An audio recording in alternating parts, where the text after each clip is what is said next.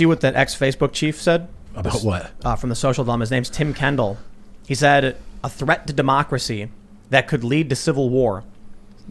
He's basically saying social media. Oh, yeah. Social media is a threat to democracy. It's tribalizing people. Yes. And it's factionalizing. It's going to lead, he says it could lead to a civil war. Yes. Agreed, because it's making us arrange ourselves around worldviews that are totally incompatible with these empathetic triggers that don't relate. And then you start to think that the other people are evil. Yeah, but you know, the crazy thing is, it's the left. It's the left doing...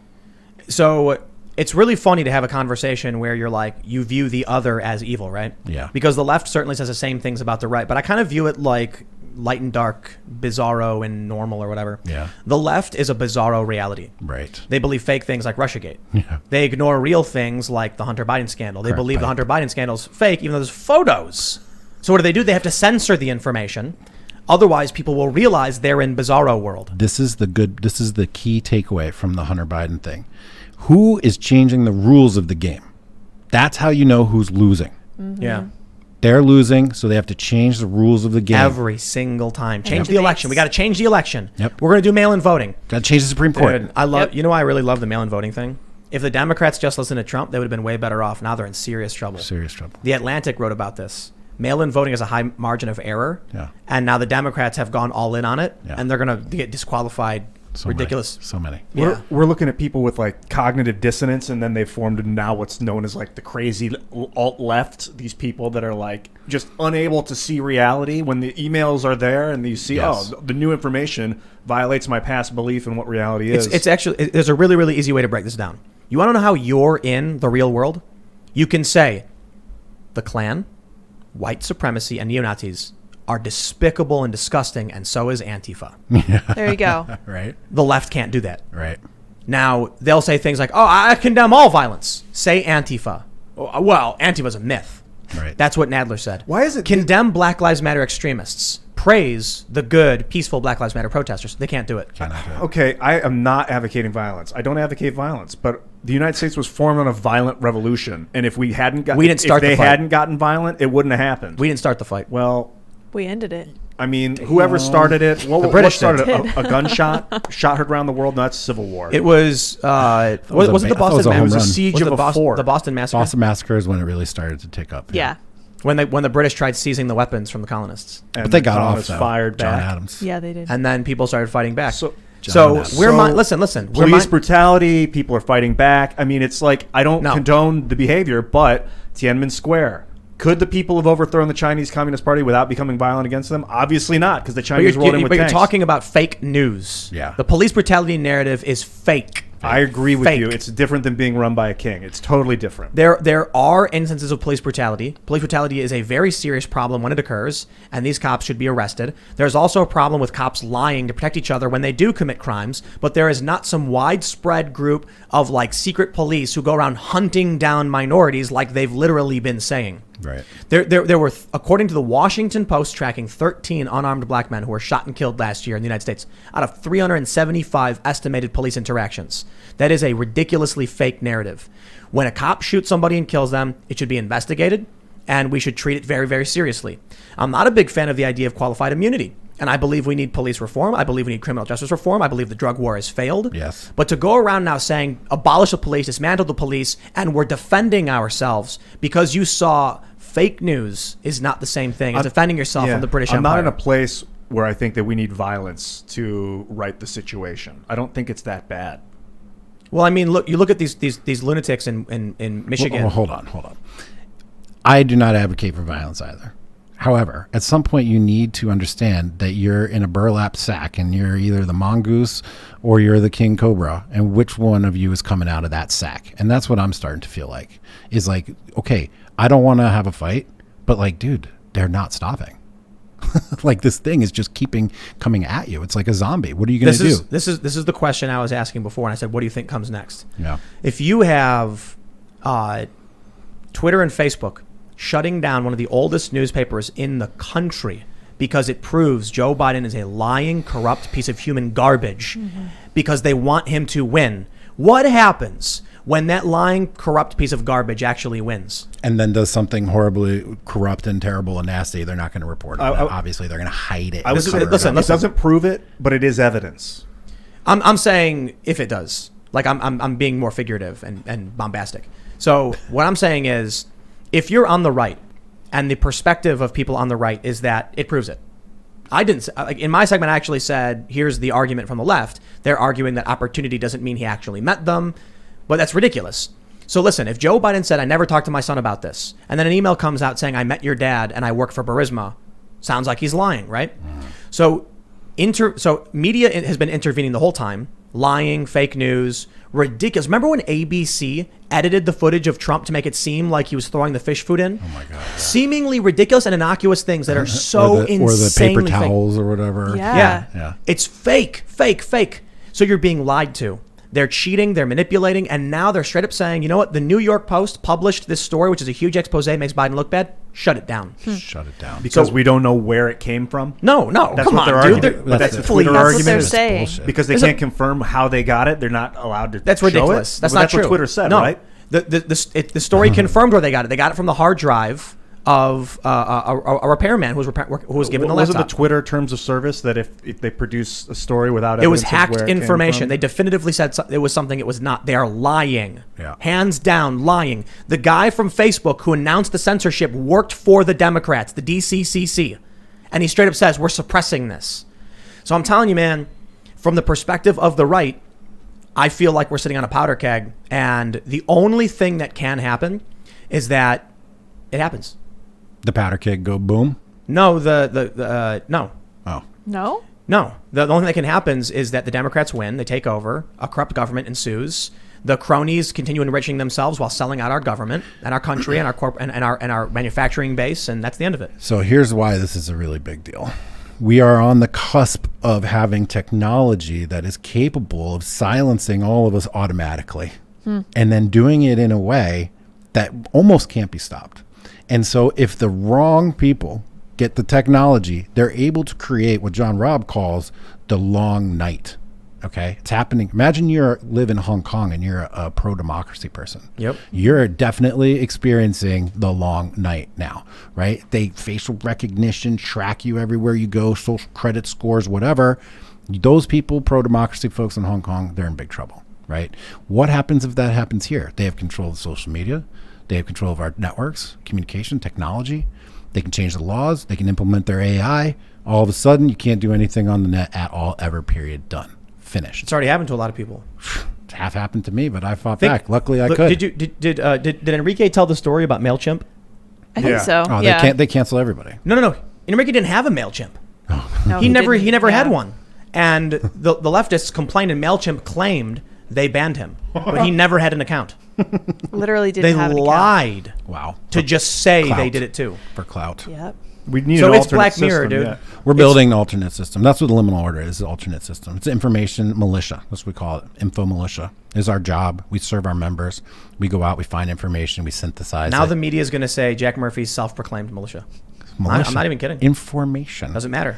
By the way, dirty game. by the way, Matters. being in a militia is part of being in America. Yeah. That's Yeah. for sure. So Which is also what Well, I think look- hung up Trump on that. Do you disavow militias? He's like, how can you Listen, disavow I'm not going militias? to do that. Yeah. These guys in Michigan, though, morons. You know why? Because they won. Who are you talking about? The guys in Michigan who wanted to kidnap Whitmer or whatever. Yeah. The court already ruled she had no power, and the AG said she's done. And if they didn't do that, that's why I'm saying, like, violence certainly isn't the answer, and these ridiculous extrajudicial acts are not working, especially when you're winning in the courts. So, forgive me for being too pessimistic on a lot of this stuff. I think it's possible that the media is lying. We know that you said it well. Look who's changing the rules; they're losing, and maybe that's the case. Yeah. Maybe they're trying to maintain this facade of power, but that's really being stripped away from the inside out. And I've had so many conversations with people that are saying straight up, they're not politically active, but man, they're voting for Trump. Yep. I have not met anybody who said they voted for Trump who are switching. I've seen the DNC Yeah. people, the Trump regret people. I've never met a person in the real world who said, I voted for Trump and now I regret it. Right. Not once. 9 million Democrats ditched the party to vote for Trump in 2016, and not a you, single one is going to go back. You wrote a book about that. I wrote a right? book, Oh, yeah, Democrats are Deplorable. You find it on Amazon. 5-star reviews, over 100. We moving up the Nice. list. Sales are brisk. People want the story. Loving You know it. why they want the story? Is because it speaks to them and it talks about their transition and the experience of what it's like to become awake and to get red pilled and to make a move that was bold. It's hard to vote for Donald Trump after you voted for the Democrats. You know what the reality is? Tell me the reality. The reality is, once you see the truth, you are broken out from bizarro world. Totally. Every single person I've talked to about how they went from Democrat to deplorable, it's a story about how they watched a video of Trump speaking or investigated something on their Yeah. own. Yep. Brandon Strzok. The reason why Facebook and Twitter are desperately trying to shut down this story about Hunter Biden is because it will snap you out of their bizarro world instantly. 100%. Joe Biden said, I did not talk to my son about this. Yeah. Well, all of a sudden, here's an email. Right. Apparently, that's not true. Right. And there's evidence upon evidence. They're desperately trying to contain this, Yeah. and they're losing. It's a one-way street. The red pill. It's a one-way ticket, dude. It's a one-way I ticket, got- and more people are it's happening to them. I got red pilled in 2007 is when I started getting all this information about 9/11 and like the war in Iraq and Afghan and all this, like the war military industrial complex. And I tried to go back to sleep. It was so hard to be there when no one else, I felt so alone in the world that 2009 came around and Obama got elected. I was like, I can just rest easy. Obama's going to fix it all. Yeah. 3 years go by and chaos begins. I tried to stay asleep. 2014, Syria, all of a sudden, and so that woke me back up. Yeah. Going into Syria was a no. Yeah. And then from then on, I've had to eke my way back into the out of the matrix. I saw somebody tweet this, which I've been saying for years now, but somebody tweeted it and then somebody big retweeted it. Said, look, the only poll you need is I that saw this. is that no one that voted for Trump isn't, and like fewer people are voting for the Democrats. That's all you need to know. Johnny Rotten, punk legend, voted for Hillary Clinton, voting for Trump now. Right. I mean, Tim Pool, milquetoast fence sitter, didn't vote for Trump in 2016, voting for Trump now. Democrat to deplorable. I believe it all started. I'm just kidding. No, but it did. We did have a very good conversation. First time I was on here, we had a conversation first time, and I went back, checked the comments afterwards, and in the comments, dude, there were like thousands of your guys saying, "Thank God Jack Murphy's asking Tim the questions we always wanted him to ask. Thank God he's saying everything we've been saying in here for years." And when I saw the one with Adam where you were finally came out, I was like, man, I dropped a couple super chats in there myself. I was just like, hell yeah, I got to. Well, it's the Middle East stuff. Yeah. I mean, I remember earlier in the year when I was like, if he appoints Tulsi to a security advisor, Yang to an economic advisor, and gets us out of the war in Iraq, like I'll happily whistle a tune while I go in and push that button down. It's not gonna. Yang, I think, went the wrong direction. Yeah. He Yeah. went totally establishment, and now I'm kind of disappointed because he was a voice of reason in a lot of ways. Not that I think UBI is necessarily a good idea. Tulsi Gabbard, I think, was also desperately trying to bring people together as best she could, and she couldn't. She wasn't strong enough. But getting rid of too Bolton, strong. That's why they silenced her. Yeah. she would. But I mean, she's a progressive, and she was really trying to speak to conservatives and Trump voters and everything, and she had some conservative endorsements too. But I think Trump's got to do something on the war on drugs. Criminal justice reform was good. Yeah. But the Middle Eastern peace deals, dude. I remember when North Korea happened with Trump, and I was welling up, man. I was feeling that emotion deep inside me, because I don't think people realize what it means that Trump crossed the DMZ into North Korea. Right. It means the North Korean soldiers tried grabbing South Korean soldiers and pulling them over to like take them away. And Trump willingly walked into North Korea with no security at all. With Kim, they smiled, shook hands, and then they walked back together. And I was like, Baller. Yeah. could be the end of the and now there's murmurs that they're desperately trying to figure out a way to end the actual conflict. I don't know if it can happen. Yeah. But when you're speaking of the Middle East, what's happening in the Middle East is a fantastic thing to talk about.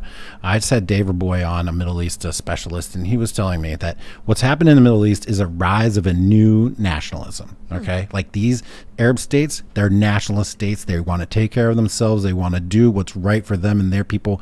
And because of that, it's the dismantling of the globalist sort of empire. Right. And then in America, that's what we're fighting against, too. People on the right, most people are nationalists or at least anti-globalists. Right. And we want to just have a sense of taking care of ourselves, doing things that make sense for us in the world today. And so when you see this happening in the Middle East, it's very similar And it's going to strengthen Israel. It's going to strengthen Saudi Arabia. It's going to strengthen United Arab Emirates. It's incredible. I hear you, but it's not even national globalist. It's authoritarianism. Mm-hmm. I have zero problem if we created some kind of one world government or society, so long as it was built upon our ideals. Yeah. Free speech, constitutional rights, human rights, and then everybody, had those equal rights. I'd be totally fine with it. Something like a federation. Now, yes. With a prime directive. So I'll put it this way. Imagine there is a one world government, but like the states, the U.S. is sovereign in its own internal laws and decision making, and the international laws govern between countries. We tried doing that. We do that right now. We have Exactly. we have all these supranational organizations that make rules and things that are non-democratically enacted, and that's what they don't like in the EU. That's the problem. Yeah. The problem is the authoritarian imposition of these rules. Yeah. If we had a liberty-based system of international cooperation and agreement, but individuals were guaranteed their rights, what's the problem? I love you, Tim, but this is part of your transition still, I think. Yeah. Be totally nice about it. I mean, at the end of the day, what we've seen is that unless you make the American people the priority of the government that governs the American people, then the American people get screwed. I'm not saying not to do that. I know, but in that circumstance, you're trying to take care of people in this place and that place and be everybody all happy. I'm not saying that. But you would say Yeah. the Ohio I'm people saying if we have look at the laws of the states. Yeah. We have a federal government. Yeah. The federal government isn't particular. I mean, it's decently strong, but Trump can't intervene in these states where riots are going on. That's local rules. Yeah. So these states have their own jurisdiction and their own laws, and they can work for the citizens of their states. They just don't want to. So I think we can have international cooperation and agreements, but they're not being done right. They're being done by authoritarians who want to enrich themselves. You wouldn't yes. even have to have a global president. I think the idea of a president's passe. We would have like a council of however many, 12 to 30 people or something. Well, we have the with UN. artificial intelligences that advise them, and we would have something like a democratically elected body of people. These are great ideas. However, I will tell you that the trends that I've identified and people I talk to identified is that this era of expanding is done. This era of indiscriminate expansion, which we've seen, is done. Social media expansion, NATO expansion, World Trade Organization expansion, UN expansion, all that finished. And what we're seeing now is strategic disconnection. And we see in that social distancing. We see that in social media, erecting barriers between yourself and the network. We're seeing that among nation states, and we're seeing among tribes. So like this expansion era, done. So here's a question. Disconnection era. So here's a question then. What happens when one country burns through its resources and is desperate need for more? Well, I guess we'll have to deal with that on a case-by-case basis. But if you're saying that they're coming after my resources, then we definitely have to defend mine, right? Yeah. Yeah. So war breaks out. Yeah. I think that the one of the arguments that these like internationalist organizations have made is that all these free trade agreements will prevent war. I actually don't think that's true. I think it causes destabilization.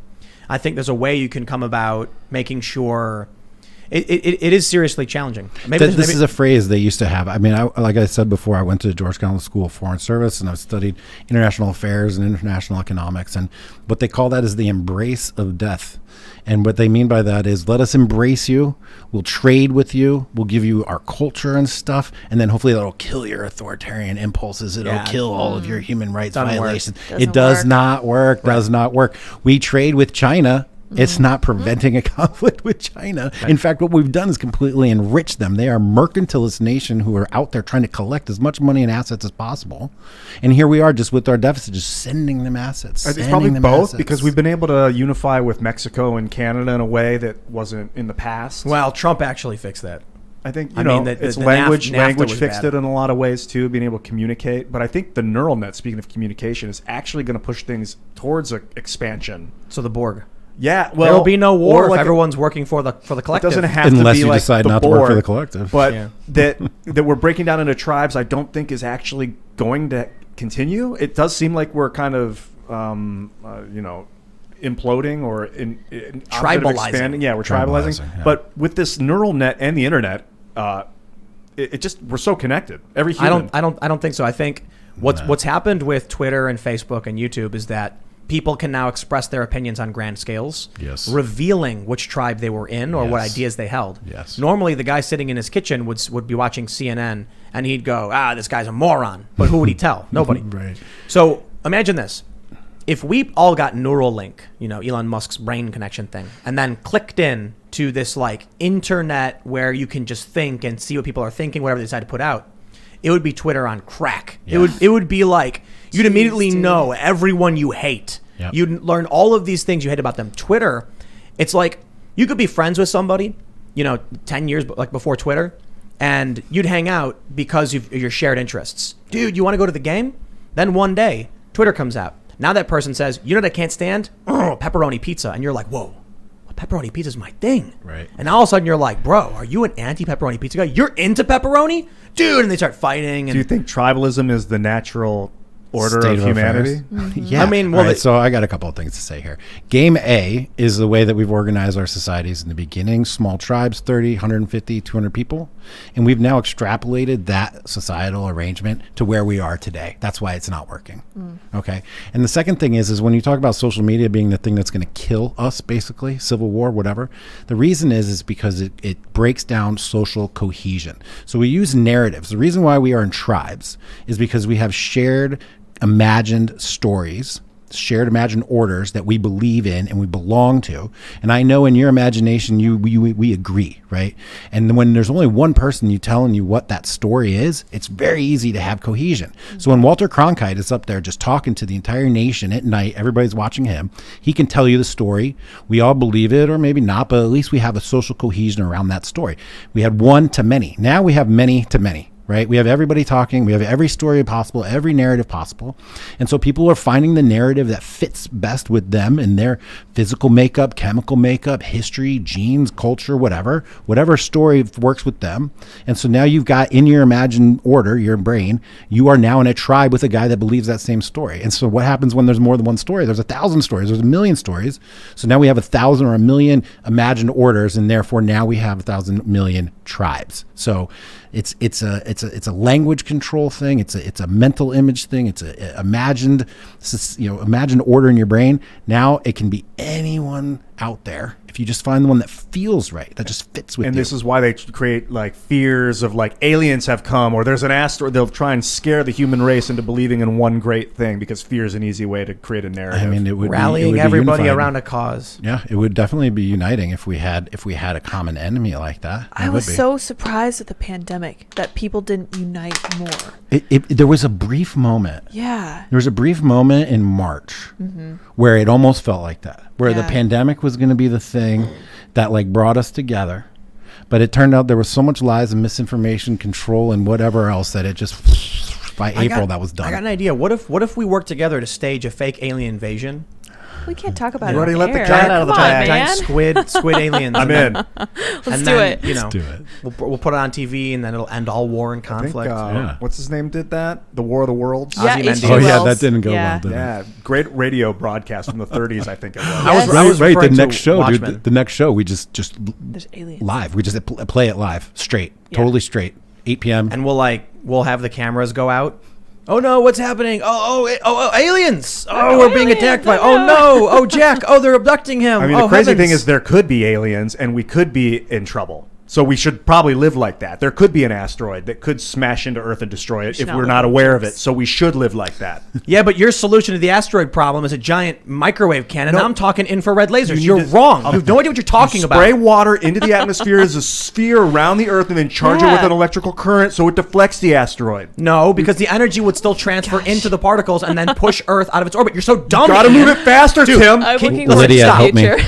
future. Jack, can you believe this this moisture? This guy, look at his Take shirt. He's away wearing his social black shirt. media immediately. These moisturists are dangerous. Do not link to the moisturists. Delete I'm not every a URL. moisturist. Review them. He totally is. Look at I'm his cup. anti-moisturist. I'm cup. starting a new group. Right? But You this- know, but this I is heard it. moisturists, Nazis. Definitely. shit. Definitely. Do you know what? Oh, I was going to do it. You know who but- else but wanted to someone's put a gonna- military base on the moon? Nazis. Tim. Nazis. You know that OK symbol that people think is white supremacy? That I'm Nazi not symbol? going to make it right now. Don't do But it. if you think about it, it's a W for water. Oh my gosh. Well, you have just figured it definitively out. proved You Ian. just called me out. Moisturists are not. No, listen. You guys ever watch The Fairly Odd Parents? No. Negative. No. They had one of the best episodes. To break this down. Listen. Everybody knows. No, listen. I am going to We're educate listening. you Okay. on important cartoons. We got this. The Fairly Odd Parents is about Timmy Turner, who has Yeah. 2 fairies who grant him wishes. So he wants a world where everyone's the same because he doesn't want to be made fun of anymore. So everybody turns into a blob. And somehow they still find a way to form tribes and insult each other when they have no characteristics. Yeah. It's actually a pretty good episode. Interesting. For a kids show. Interesting. It is the natural state of affairs to have affinity groups, to have people that you like more than other people, and people that you're committed to working with, and that you believe the same thing. It's common. And is that because in our historical DNA is Yes. because it protected us from... It is what actually helped us. If you read *Sapiens*, which is not entirely the best book in the world, but this is a very key point. It is what has allowed us to evolve to this point, is our ability to organize around a shared, imagined order, something that's in our brains. So it's not only just in our history, it's actually fundamental to our evolution to where we are to this point today. There's no getting rid of it. The myth, they call it the myth. Of what? Whatever you believe is the shared ideal, they call it a myth. So Yeah. like religion or mathematics. Or the wage gap.